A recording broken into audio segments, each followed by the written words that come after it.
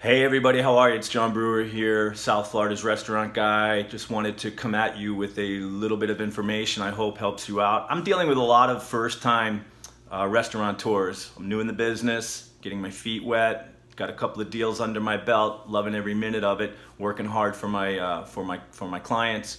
But I deal with a lot of first-time restaurateurs, people that have investors behind them. Maybe they were former management that has investors behind them. And just wanted to let you know what to expect when you get to the leasing process. So that's what I'm here for.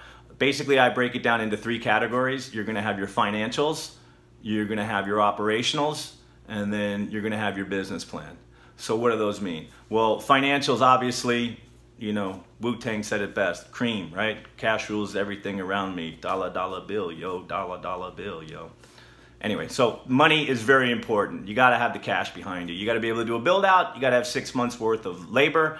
So that's very important. We're gonna touch more on the business plan. Just wanna give you a brief overview. Financials, operationals, what's the resumes of everybody? What's their experience? We got a 5-star Michelin chef here. Do we have somebody who's worked for Houston's, which is probably one of the better operators on a bigger scale?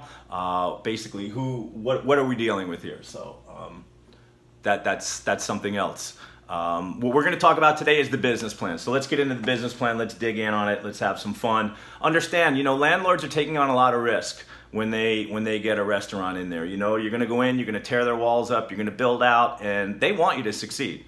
But that being said, they want to make sure that you've got all your stuff in line, and rightly so. So that's my job, is to help you guys be prepared. So when we walk in there and you find the space that you love, we can impress them with a very professional and very complete package. My partner Beth has dealt with some real doozies before. People that, you know, I've heard when I see the space, I can figure out what concept I want to do. I'm sorry, it doesn't work that way. If that's the case, then you need to have 3 or 4 templates ready to go, and then you can tweak them depending on the space. Anyway, so let's dig in. Let's start talking about business plans. So basically, a restaurant business plan is broken down into 4 sections. We're going to call it the menu, staffing, physical changes to the premises, and then your financial projections. When you come down to the menu, we're going to be basically dealing with price points. Are you doing fast food, or are you doing fine dining? Are you doing dollar specials, or are you doing $28, $34 sea bass, lobster, steak type atmosphere, full service? Your item description. They're going to want to know about your menu. You know, a lot of landlords that I know, matter of fact, the last deal I just did, they went and snuck into the place where one of the major operators was, not snuck in, but they went in unannounced to where one of the partners was, and tried his food out.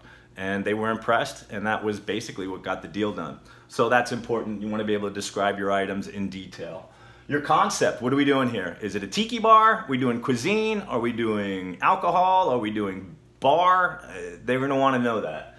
You know, Thai, Indian, Italian fine dining, casual, pizza, clam bar, street tacos, dive bar, nightclub. There are so many, and it just grows every day. What's going on in the restaurant industry is really exciting, changing retail, changing the face of retail, and there's winners and losers, and that's the other reasons why landlords really want to dig in on who their next tenant's going to be. You guys know, I'm sure you hear about it, you know, restaurant business, 90% fail. But what I also find is the same 10%. It's kind of the Pareto Principle. If anybody's familiar with the Pareto Principle, basically means that 20% of the people are doing most of the business. The other 80% are not. So it's the 80-20 rule, basically. You know, 20% of the people make 80% of the money.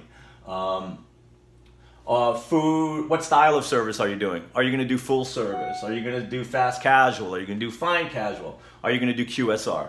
All of this stuff is very important right now, because we got labor, you know, minimum wage has been going up. It's been putting a pinch on restaurants, so restaurants have been resorting to a lot of fast casual now. We've even got a new category called fine casual, which is making its way into a lot of the urban areas, New York City, and other areas I've been reading about, where basically you're not using disposable plastics or you know, cardboard plates or anything of that nature. You're getting fine dining experience without the fine dining service. So you walk in, there's a hostess there who will welcome you, let you know about the concept. You go ahead and you order from somebody at the register, you sit down. There's 1 or 2 people that are basically patrolling the floors to refill waters and teas and beverages and order things for you. But your initial contact is at a register and then you sit down. Why are they doing this? They can save on labor. If they can hire 5 less people or 6 less people, then that helps them on their labor number. Unfortunately, that's the way it is. Staffing, they're going to want, you know, they're going to want an idea of payroll. You're going to have a management staff, or you're going to be there every day opening and shutting the doors. You're going to have a general manager, you're going to have a floor manager, you're going to blend maybe you know, maybe a bartender or a server into a kind of a management role. Front of house, are you going to have hostesses, servers, busboys, table attendants, bartenders, barbacks? Are you going to have any of those? Who are you going to have? And how does that impact your payroll? Back of house, kitchen manager, chef, sous chef, fry station, pastry chef, raw bar, dishwasher, expediter. These are all roles that happen in the back of the house. And depending on how the food is coming out and what your concept is, that's going to affect your bottom line. So these are things that you want to have in there. The next area we're going to talk about is physical changes. What are you going to do to the space? What is the projected build out? What are the costs? What are you going to do as far as the infrastructure to the current structure? I've got one deal now where we have to put in a grease trap. So this deal may fall apart depending on how the city does or doesn't let us put in a grease trap. We didn't even realize that. We went in there and then we were looking around, where's the grease trap? I mean, the first day we were in there, we realized it. This is before we went to LOI. It's the first thing I look for. Let me tell you, the first thing I do when I walk into a space, I'm looking for a grease trap. I'm looking for the hoods. I'm looking for how the hoods have been maintained. I am looking for ADA compliant bathrooms and you know, all of those things. And the AC. Most importantly, right up there with the grease trap is the AC. I want to get on the roof. I want to get a diagnostic done on the AC unit. And if we need to put something into the lease, a contingency that either they help us or there's something in the lease, some type of language that, because there's nothing worse than opening up a restaurant and having to drop $30,000 on a new AC unit. Matter of fact, the deal I was just talking about, we were able to secure $40,000 worth of AC to be brand spanking new to go in there. So I've considered that a pretty good thing. Anyway, okay, so physical changes. Like I said, the build out, what are you guys gonna do? You're gonna do, you know, the pallet wood, the decor. They're gonna wanna know what the ambiance is gonna look like. How does that fit into the other tenants around there?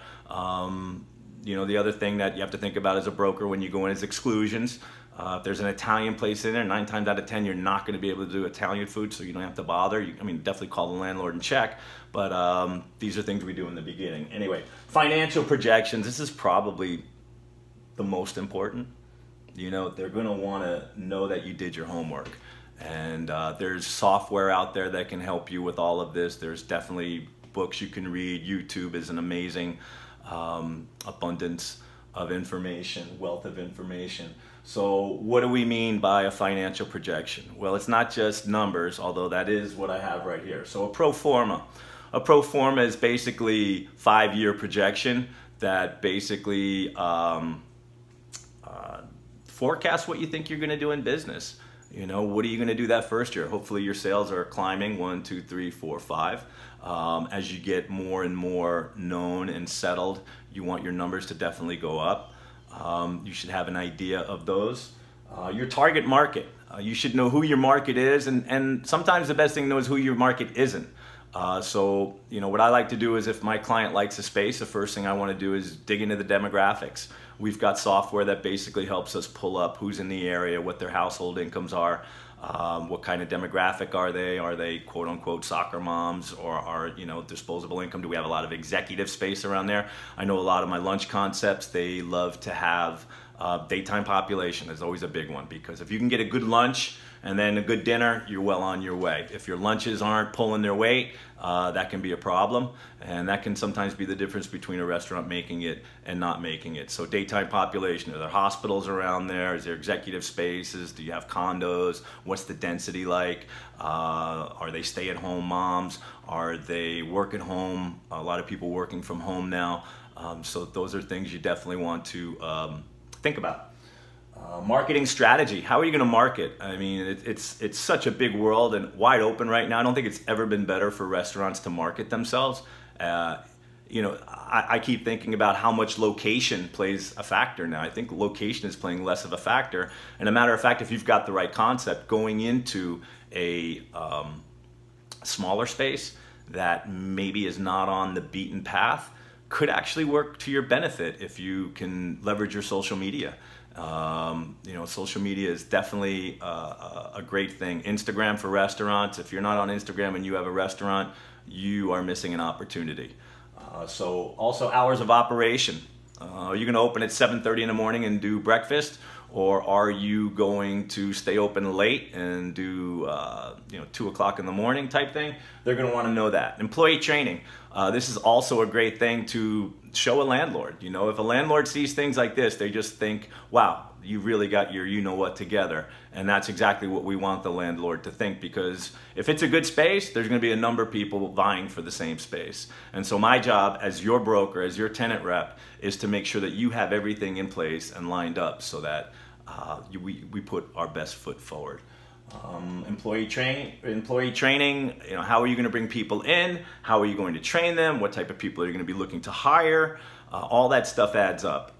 And then the last thing is your long-term development plans. I don't know about you, but if I was a landlord and somebody came in with all these plans and had everything written out and was in a good spot, seeing that they plan on opening 5 in the next 5 years would be something that would make me take notice.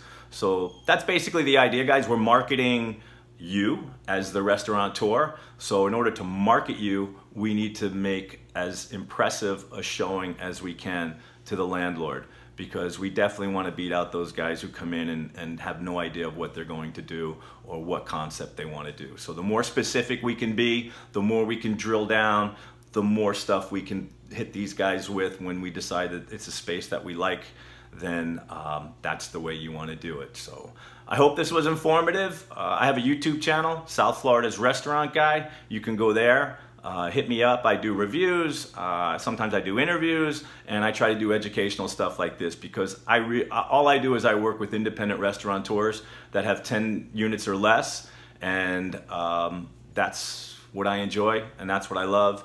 But there is some work that has to be done before you even get into the space and start cooking your first meal. So I hope that was useful. If you have any questions, or throw some comments in there. I've got other videos that are ready to be seen. I've really eaten at some good places lately. Maisie's, Rocksteady Jerk Chicken, too many to name. They're on my website, and I wish everybody a great day, and keep grinding, everybody. Keep grinding. Bye.